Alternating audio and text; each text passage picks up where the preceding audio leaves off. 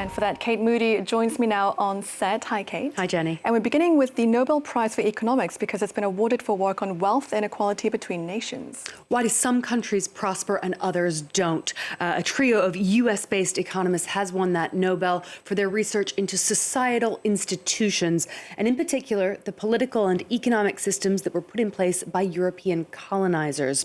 Their work found that freer, more open societies are more likely to prosper. The Nobel Committee said the research would contribute to tackling one of the era's greatest challenges, reducing the vast difference in wealth between nations. Take a listen. Reducing the huge differences in income between countries is one of our time's greatest challenges. Thanks to Daron Acemoglu, Simon Johnson, and James Robinson's groundbreaking research, we have a much deeper understanding of the root causes of why countries fail or succeed. Those three economists, who are professors at MIT and the University of Chicago, said they were delighted and surprised by their win. They'll be splitting a $1 million prize. 100 days in office, and British Prime Minister Keir Starmer is hoping to inject new momentum into his government ahead of its first budget reveal later this month. He's been courting new investment at a business summit to which Elon Musk was notably not invited.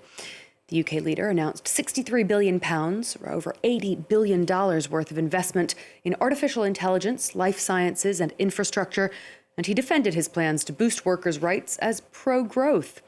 Prime Minister Starmer told business leaders they can once again consider the UK a stable and lucrative place to invest, and that he'll make it easier to do business there. So it's time to upgrade the regulatory regime, make it fit for the modern age, harness every opportunity available to Britain. We will rip up the bureaucracy that blocks investment. We will march through the institutions and make sure that every regulator in this country, especially our economic and competition regulators, take growth as seriously as this room does. The Spanish government is struggling to deal with a housing crisis that has seen homelessness spike and rents soar an average of 10% per year in many major cities. Prime Minister Pedro Sánchez has defended his government's record, saying he's increased housing resources eightfold since taking office in 2018.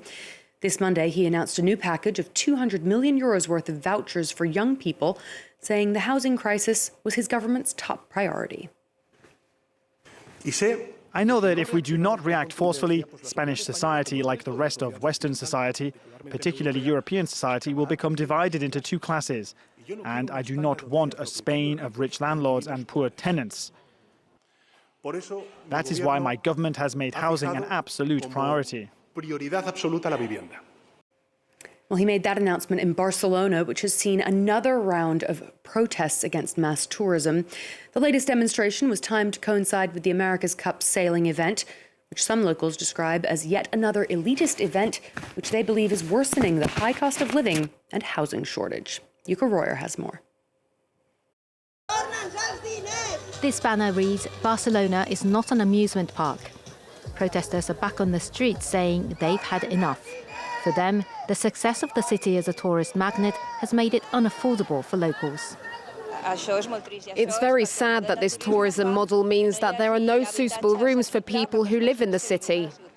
It's become impossible to live here, and having to spend an hour and a half to come to work in Barcelona is outrageous. Growth in short holiday rentals has exacerbated a years-long housing crisis, with rents soaring 68% over the past decade. Traditional businesses that cater for locals' needs have slowly been pushed aside.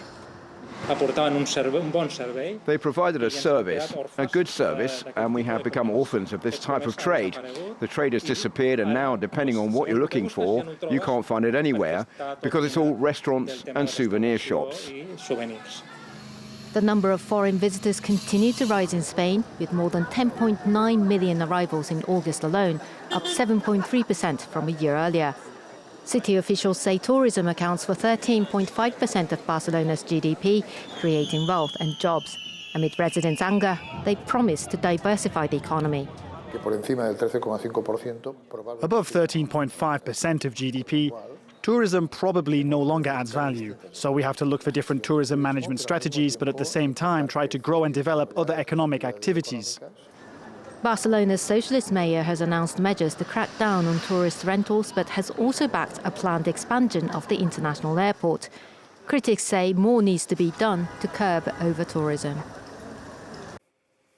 Switching gears now, secondhand clothing is a fast-growing sector of the fashion industry and one that has the potential to boost economic growth, but only under the right framework. That's the finding from a new report which found the sector contributed 7 billion euros to GDP in the EU and UK last year and supported 150,000 jobs, the majority of which were women. The study also looked at the impact on 3 African economies which import secondhand clothing. In Ghana, for example, imports of secondhand textiles contributed some $76 million to the economy there. Well, we're joined now by Karina Bolin, president of Humana People Italia, which commissioned that report from Oxford Economics. Thanks for joining us on France 24 this evening. Walk us through, if you would, some of the main findings. Was there anything that surprised you? Actually, it didn't surprise us, but what was very important is that this is the very first study of this type. It's a socio-economic study which shows the impact, a huge contribution secondhand clothes is giving to people both in Europe and Africa. $7 billion of GDP to Europe and Africa is quite a big number. And I think for the general public, this is not the well-known impact we have. Talk to us a little bit about importing secondhand textiles and how that impacts an economy like Ghana or Kenya. That's one of the issues that your report was looking at. So what is important is when you import secondhand clothes, it creates a lot of jobs. Only in Ghana, there is more than 2 million traders dealing with secondhand clothes.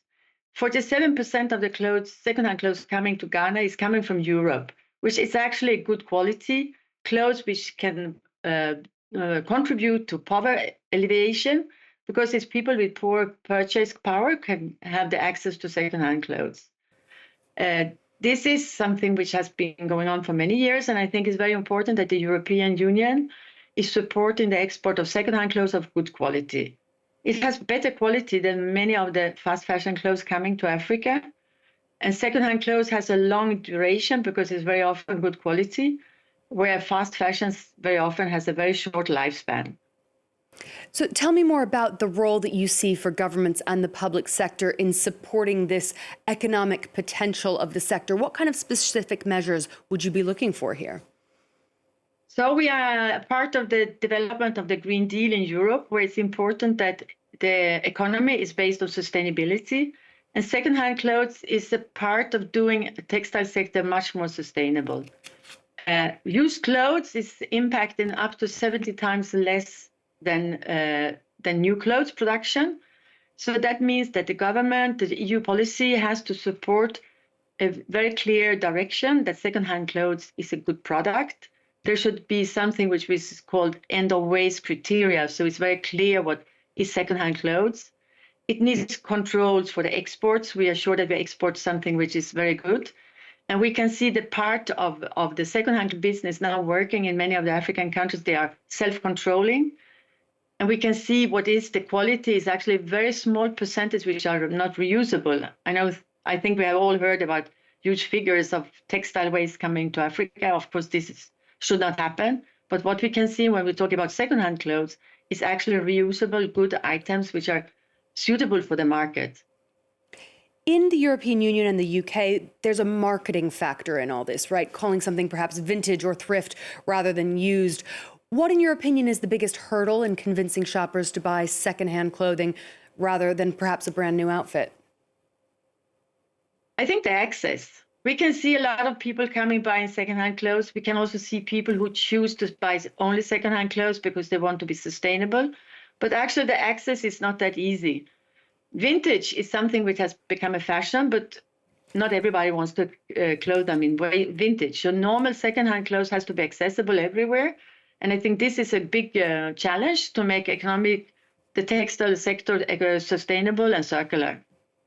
Karina Bolin, that's all we have time for this evening. Thank you so much for joining us on France 24 this evening. Thank you very much. Jenny, this is one of those sectors that we're going to be talking about a lot in the years to come, something that clearly has huge potential, not just in terms of green and sustainable objectives, but obviously in terms of economic growth as well. Indeed. Thank you very much for that business update. Kate Moody there.